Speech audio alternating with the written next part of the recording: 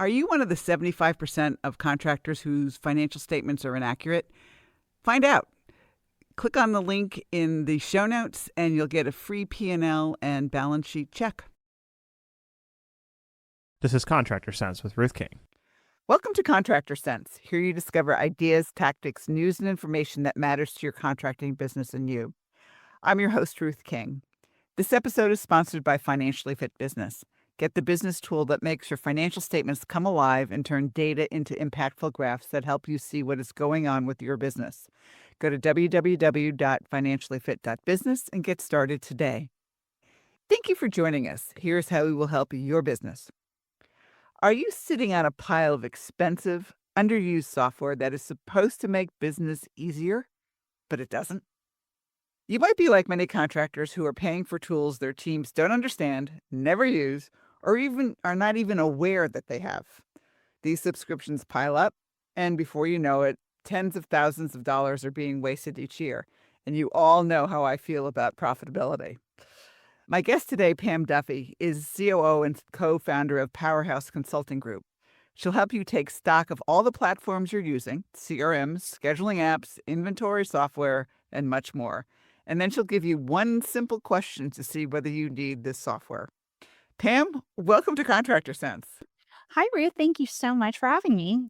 My pleasure. So I did not give them the question. I'm going to let you give them the question after we talk a little bit about some of the things. So let's talk about, what do? Do you go into companies and you just look at all their software, or how do you work?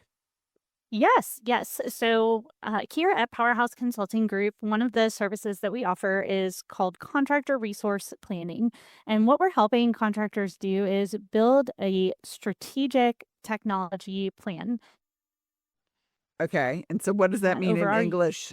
Yeah, exactly. So, here at Powerhouse, we have been helping for the last 5 years contractors with their field service management platforms. So specifically things like Service Titan and Field Edge, and really making sure that they're getting the most value out of those platforms.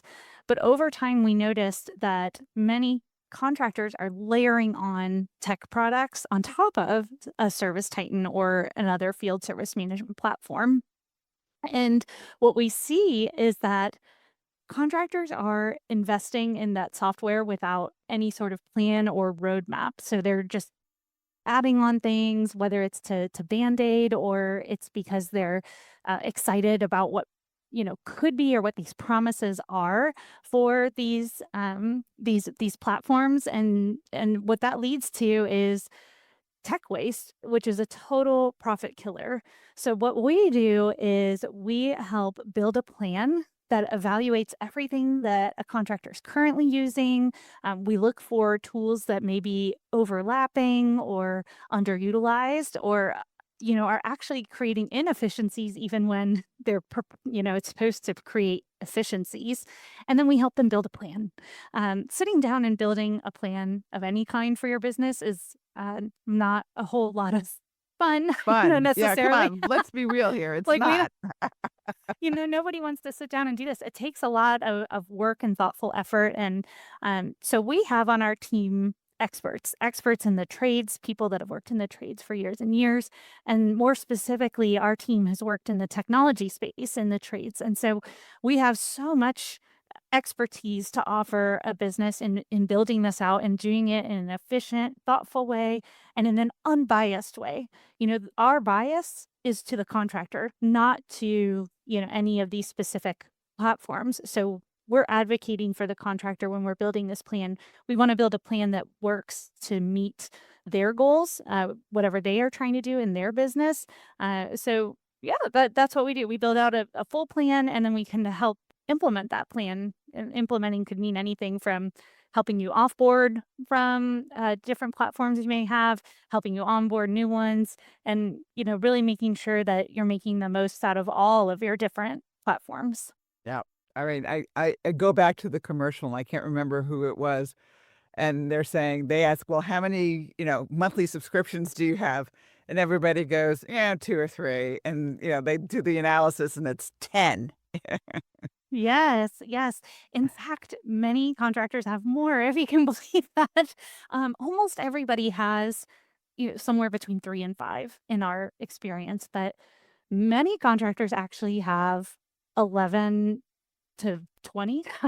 And it's a lot, and actually people forget that they have active subscriptions to these different platforms, and, what'll happen is they'll buy one and they'll kind of use it and get excited, but then it'll fall off either because somebody leaves the company, whoever was championing that, or it just stops working, and then next thing you know, they've purchased another tool but forgotten to cancel the other one. So we see, tech waste happening in that way as well. Yeah, I mean, it's amazing how many, but we do it as a trade because we want people to be on our maintenance programs. I mean, come on, let's be real here, because we want the recurring revenue that comes from that as well.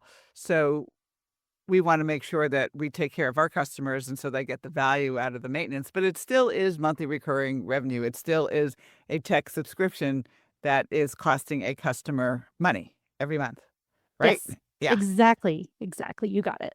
So yeah, how many you say more than 10 in a lot of cases. So who's doing the books? Yeah. Great question. This is such a great question because you'll find, that most contractors are not building out a separate technology budget. And so what that means is that these platforms or tools or services that relate to technology and operational efficiencies in a business are all scattered in different parts of the P&L. And that means you have no clue how much total money you're spending on some of these software licenses and fees. So, one of the exercises we do when we first bring in a contractor into our CRP services is we start to pull out each of those different um, budget line items and pull them all together so that we can see what your total spend is currently. And just by doing that is when we'll start unveiling, like, oh, did you know you were paying for this, DocuSign or, e-signature platform? Or did you know that you were paying for two different reputation management platforms? There's so much that you can find in the books when you sit down and specifically say, I'm trying to find all of our different tech tools that we're using and group them all together. You'll suddenly start seeing patterns like this. And the owners go white, right? Of Yeah. course. Of course. I mean, but it's super common. So it's nothing to be ashamed of, but you've got to fix the problem. You don't want this eroding your profits. Well, the thing is, if you're not aware, I mean, the monthly subscriptions just come and the bookkeepers probably just pay it no matter what. And they don't think to question any of it Yeah. because it's there. Everything seems useful. Like, if you're not somebody that's working in operations and you're just the person doing the books and paying the bills, you think, well, yeah, I mean, this seems right that we would spend this much on this particular tool. So yeah, it's definitely very common that we see this duplicative spend or worse, spending on tools that folks aren't using. Yeah, absolutely. All right. So we need to take a quick break. So before we do, if somebody wants to get in contact with you, how do they do that? Yeah, the best way is to visit our website, which is mypowerhouse.group. So mypowerhouse.group. Or you can find us on social media, Powerhouse Consulting Group. Very good. Thanks. We will be right back. Thanks for listening to Contractor Sense. Imagine you had total freedom. You didn't have to worry about money. You didn't have to be a slave to your business. The words, I can't, are eliminated from your vocabulary. What if you could do what you want to do, whenever you want to do it? A financially fit business could give you that freedom. How? By knowing what your financial statements are telling you and taking action based on what they say. You can do this in less than 10 minutes a month, at an investment of less than taking your family out to dinner once a month. And if your financial statements are a mess, you can get help. Go to www.financiallyfit.business or click on the QR code below to get started today. We're back. Thanks for listening to Contractor Sense. I am speaking with Pam Duffy, who is COO and co-founder of Powerhouse Consulting Group. And I teased you at the beginning of the introduction to say there's one simple question that you need to ask about everything. And Pam, are we ready to reveal it? Yes, I can reveal this very simple question. All right, go for it. So, when it comes to purchasing a new tool, the very simple question you can ask yourself is, will this tool pay for itself in profit or in time savings within 12 months? And is there a way you can measure that? Yeah. So it's so common for folks to see an Instagram ad or to get a referral and just say, hear a fellow business owner say, "Wow, this really, changed my life. It helped me scale." And that's fine, but you need to look at your business and your tools aligned under your goals. So thinking through, can I verify if this tool will pay for itself in profit or time savings within the next 12 months is a very, very simple question to ask. And if you can't answer that question, positively, then it might be time to think twice about picking out that tool. Well, you can do that not only with tools that are, you want to do, but with tools you have. I mean, has this paid for itself in 12 Yep. months? For existing software, there's a good sort of bonus question I might pose, which is thinking about your existing software. If you turned off that platform tomorrow, would your team actually miss it? Or would it actually impact your profits? So if you turned off or you canceled that software tomorrow, would it impact your business in any way? And if the honest answer to that is no, then that tool is probably unnecessary or duplicative or underutilized or under adopted by your team. And then the question for that, if the answer is no, is anybody using it? I mean, Exactly. Yeah, there's a stat out there that we think about all the time here at PCG, which is that most contractors are only using 30% of the features that are available to them in any given software platform. I know that's true in Service Titan. That's for Yes, sure. but we're paying for 100% of that Yeah. software and only using 30% of it. And so, our goal is how can we squeeze the most out of this lemon? How can we really make sure that we're getting everything we can? So often we see folks layering on tools onto Service Titan when Service Titan already offers that core function, and they just might not know about it because some of these other platforms that are out there are doing a really great job at advertising the one feature that they can do. Service Titan can do quite a lot, but maybe not everybody knows all the Yeah. different features that are available to them. Yeah, you mentioned that and you mentioned Field Edge. They both can do a lot. They both Yes. absolutely can do a lot. Mhm. So, yeah, I mean, I see that a lot, quite frankly, is that you're putting a tool on Service Titan where you really don't need to. Use theirs. Yep. Why? Exactly. But there is a time and a place for these other tools. We partner with 30 different technology platforms out there, ones that we've vetted and recognized as industry best that we recommend to contractors based on, again, their specific goals. Because some businesses have a goal to grow and scale and sell their business, which is amazing. But we also have clients that are hoping to pass down their business to their kids.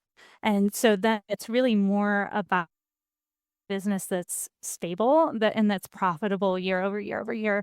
And our recommendations change on what platforms they should invest in depending on their goals.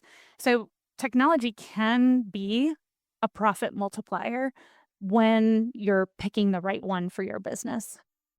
And that's totally true because think about it, picking the wrong technology and it takes time, it takes effort, it takes frustration.